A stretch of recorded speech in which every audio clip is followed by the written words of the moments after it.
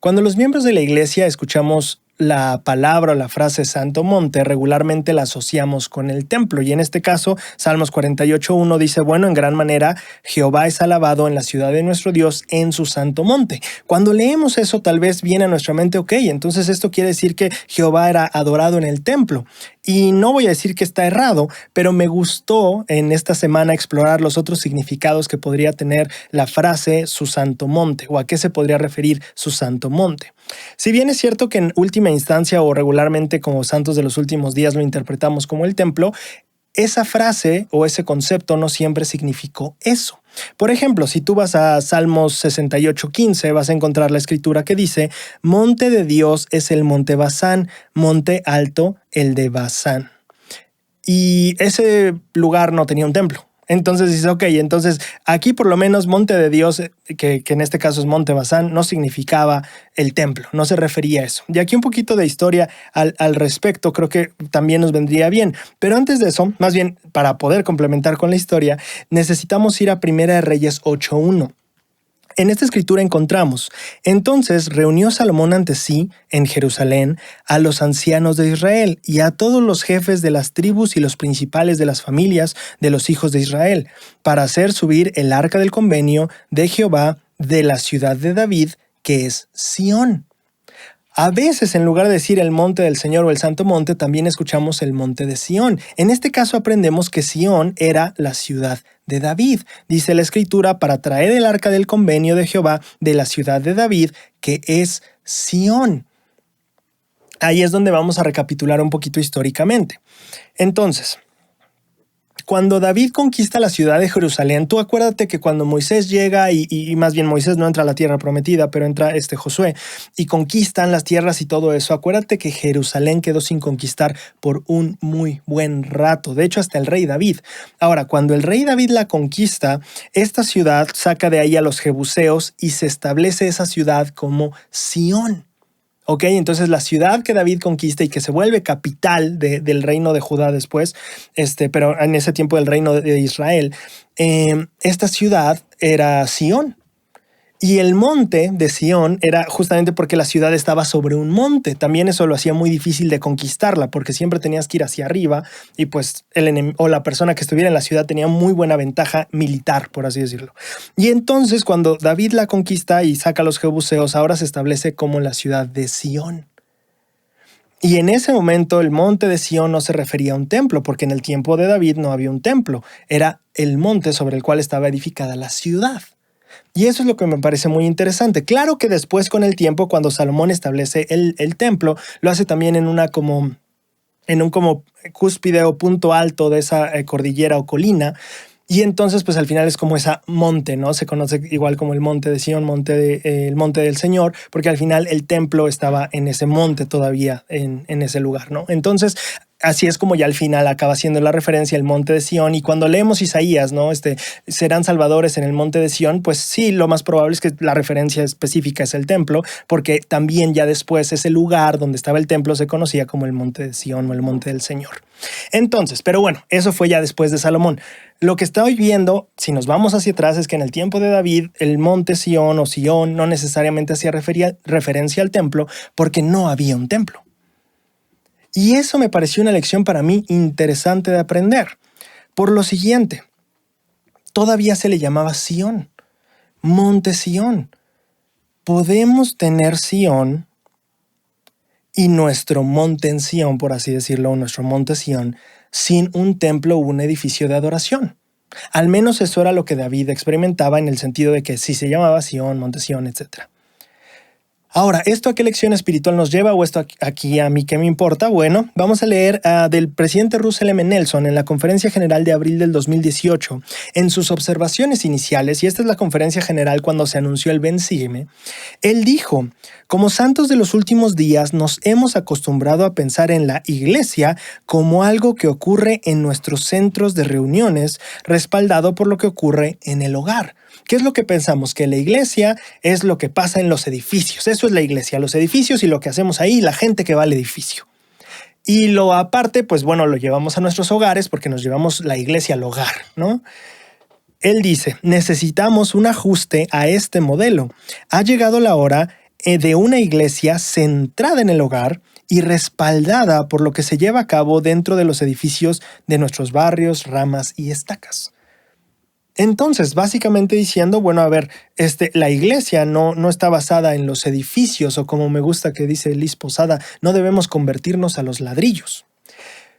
La iglesia es más que los edificios, es más que lo que ocurre en los edificios. La iglesia es el pueblo del Señor. Y en ese sentido nosotros aprendemos que entonces este programa de Ven Sígueme justamente estaba enfocado a hacernos ver esa parte, de entender que si bien es cierto que el monte del Señor y todo esto tiene que ver con los templos y los edificios y los lugares de adoración, también es cierto que uno de los lugares más importantes de adoración es el hogar mismo. Entonces, cuando hablamos de su santo monte, o bueno, a mí me gusta pensar ahorita en esto, antes del tiempo del templo de Salomón, el monte podría representar más bien un terreno en el cual estaban viviendo los hijos de Dios. Era un terreno donde estaba edificado el pueblo de Dios. Y en ese sentido, entonces, si lo pasamos a nuestro tiempo contemporáneo, nosotros estamos organizados en áreas geográficas también, se llaman barrios, se llaman estacas y muy a la unidad más básica se llaman hogares. En esa misma conferencia de 2018, en abril, el presidente Nelson compartió un mensaje llamado "Cómo ser santos de los últimos días ejemplares". Esto fue más tarde del anuncio que dio y de la cita que leímos hace rato. En esa misma conferencia, pero un poquito más tarde, el presidente Nelson dijo: "El nuevo curso de estudio integrado, centrado en el hogar y apoyado por la Iglesia, tiene el potencial de desatar el poder de las familias al seguir cada una de ellas dicho curso de manera consciente y cuidadosa, para transformar su hogar en un santuario de fe". Tiene el potencial de desatar, o más bien, perdón, el curso de estudio tiene el potencial de desatar el poder de las familias. Ese es el potencial del manual de Ven Sígueme, del programa de Ven Sígueme. Y me gusta mucho que el presidente Nelson al final dice: para despertar el poder de las familias, ¿en cuanto a qué? En cuanto a transformar su hogar en un santuario de fe. La lección que me gusta pensar al momento de aprender que el monte de Sión no siempre significó el templo, sino que en algún punto significaba el lugar donde vivía la gente, es aprender que uno de los puntos más importantes de adoración es donde vivo, en mi hogar. Es cierto que en algún punto Salomón construyó el templo y ese es el monte del Señor, el templo. Pero también el monte de Sión se llamaba el lugar donde vivía la gente. Y entonces recordamos probablemente la enseñanza de que el hogar es una extensión del templo, o que el único lugar que puede compararse con la santidad del templo es el hogar.